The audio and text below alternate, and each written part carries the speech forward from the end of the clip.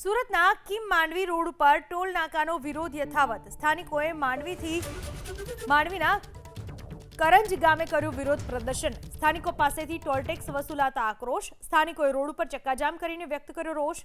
45 કિલોમીટરના રોડ ઉપર 2 ટોલ નાકા ઊભા કરાયા છે। કરંજ હરિયાલ ગામના સરપંચ સહિતના લોકોએ ચક્કાજામ કર્યો।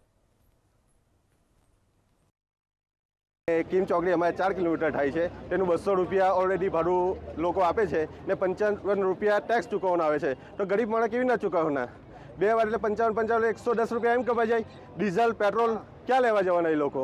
આ મોંઘવારીના હિસાબે આ ટોલ નાકો આ ગરીબો લોકો પાસે લે એ ખોટું છે એમ।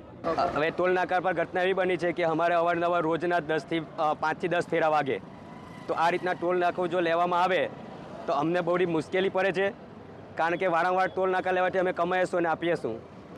તો આ રીતે જો અમારે 10-15 વાર જો રાઉન્ડ થાય તો અમારે કમાણી એમાં જાય, અને અમે અહીંયાના રહેવાસી છે, અમારી જમીન પર બાપદાદાએ અહીંયા આપી છે, એ અમારો હક છે, તેના માટે અમારે ફ્રી થવું જોઈએ।